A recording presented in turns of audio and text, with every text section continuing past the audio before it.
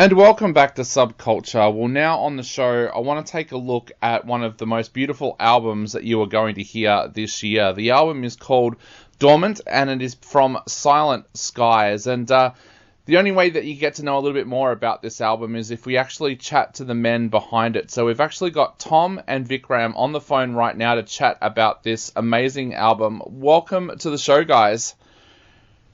Good evening and good morning from sunny Stockholm, Sweden. Yeah, thanks for having us. It's great to be here. Now, guys, like I said, this is one of the most beautiful albums that I think anybody is going to hear this year. How do you both feel now that the album is about to come out? It's always a very uncertain moment when you start to receive reviews for something that you worked on for over a year. And it's a mixture of relief, pride, and fulfillment for me. And we are extremely happy with the result, and so happy that we would almost not care what people thought. But of course, it's just great when people all over the world, throughout all genres, seem to really love this album. So it's wonderful when people understand what you were trying to achieve and what kind of mentalities were going on. It's one thing if people say this is very nice, aesthetically enjoyable music, but when people really understand the deeper meanings that are going on, which we're seeing in the reviews, people are engaging with this album deeply. They're really taking the time to understand what's happening beneath the surface, to give repeated listens and hear all the attention to detail that we put into music, production, vocals, lyrics, all of these things. So it's very fulfilling to see that people are willing to put in as much effort in listening as we did in creating. Yeah, feeling understood is a good thing, right? So, yeah. Definitely. Now, you touched on something that I was going to ask just in a moment. What kind of things did you want to explore with this album? Were there any things there that you talked about at the very start when you started to work on this album that you wanted to explore this time around? I think we want the process to drive us, not vice versa. So it's like the music leads us, or the lyrical theme leads us, and then that in some sort of magic way becomes the songs and the music that we will release. So it's a sort of a spiritual, we'd like to think it's sort of a spiritual thing we're going through while writing, and certainly feels like it for me. So we don't decide beforehand what we are going to do, because it's we know that the creative process will lead us elsewhere and everywhere, and that's exactly what we enjoy doing. Exactly. If we were to set ourselves goalposts at the very beginning of the creative process, I think we'd be doing a disservice to this process of, following the muse where it goes, which is a very, very powerful part of what we do. I found listening to the album that it felt like it was a kind of soundtrack for life. I found myself listening to different tracks, and it was reminding me of times in my life of losing somebody close to me, or happier moments in my life. Is that where you take inspiration from for both of you? Is that from life itself? Yeah, I would say so. I think that musically, lyrically, conceptually, all of these things, our music is very much, a reflection of who we are, the things that we feel, the things that we've experienced. Also things that are happening in the world and, our collective experience as a society and culture. And our music is in some ways a mirror held up and examining who we are. And it's also, asking ourselves questions and being very open about that process, about introspection. Yeah, so for me, I know we share this view, but it's music and lyric writing is it's like a conversation, a never-ending conversation, but that we have throughout every day of our lives. So that's something we put a lot of effort in to try to translate into something that is, I wouldn't say effective, but shorter and concise in order to fit the song and to make ourselves understandable again. It's important for us. You mentioned there asking yourselves questions when you sit down for the writing process. Do you find during that process that you end up kind of almost testing each other, like with questions about life and things like that? process is more unconscious than that. I think that, I think the music and the lyrics that, come out are a byproduct of these processes happening internally, and the way that we deal with life and the cards that life has handed to us. The music is a byproduct of that, and it's not so much consciously trying to find ways to express it as being honest about who you are, opening yourself up, metaphorically speaking, to the pen.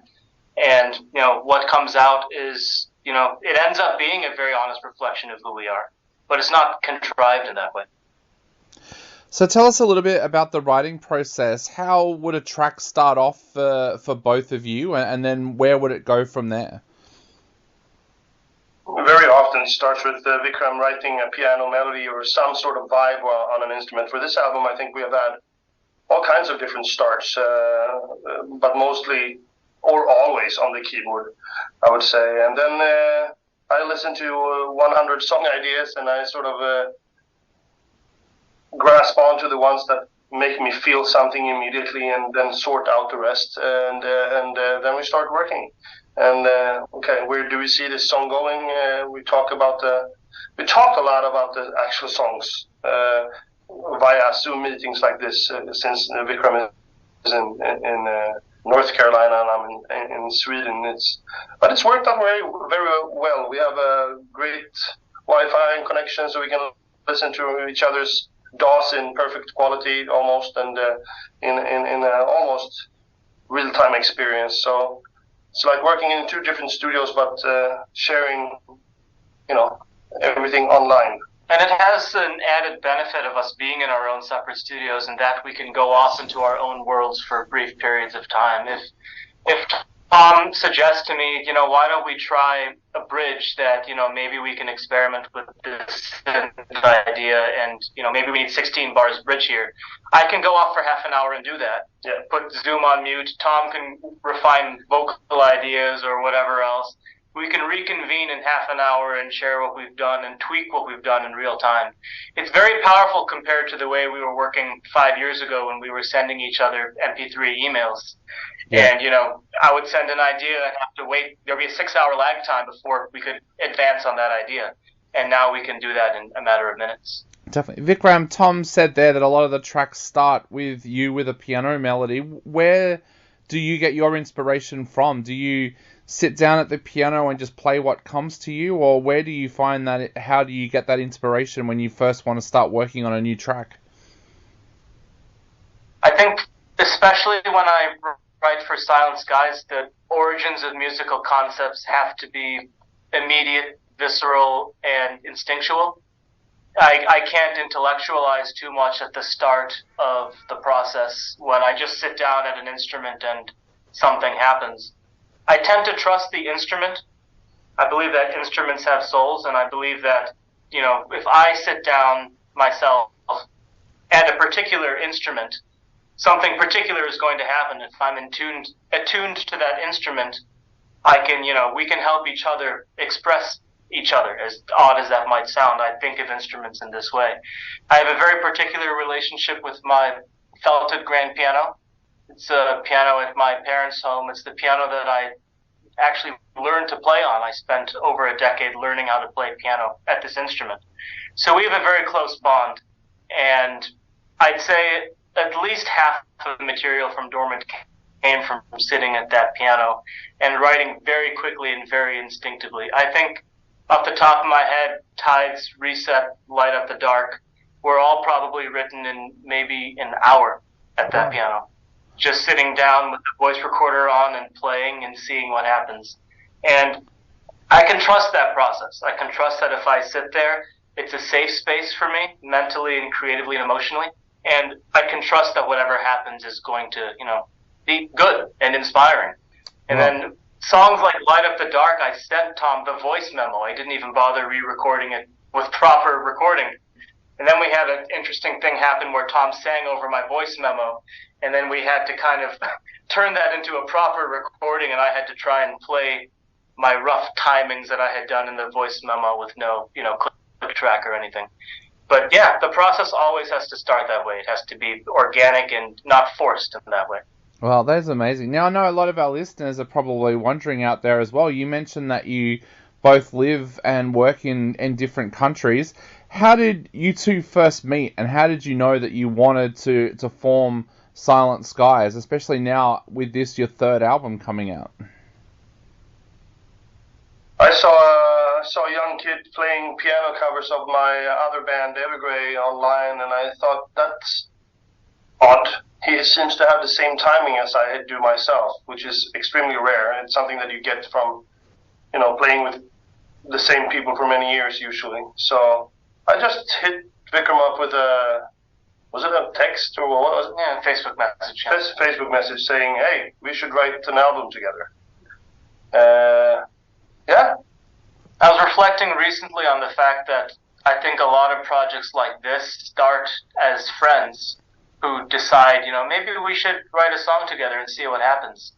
What was interesting in this case is I think that the album concept came first, and our friendship developed over the course of years after that. So it was, in some ways, it was putting the cart before the horse, but it was a reflection of the fact that we felt, both of us, instinctively, we had something profound to say musically, and we were going to commit to making this happen. Starting the process for myself, I was still in conservatory. I was still in university when Tom messaged me. I had no idea what my musical career was going to look like. In fact, if I was going to have a musical career at all, as a college kid, it's not something you take for granted. But I knew that something was going to happen here, and there was some element of fate that was telling me that this was important, this is important, and this is going to be a defining factor of the next however many years of your life. So make this happen. And here we are. Yeah. Definitely. Well, guys, I know we are running right out of time, so I guess to finish off the interview, what would you both like to say to your fans out there before they go out and grab a copy of this beautiful album? Expect the best. No, I'm kidding. Don't be disappointed. Don't be disappointed, yeah. No, but I mean, make sure you're sitting in a nice room where you like to listen to music with your headphones or whatnot, and you will have I can promise you will have an experience of some sort, and hopefully it will be good. Yeah, absolutely.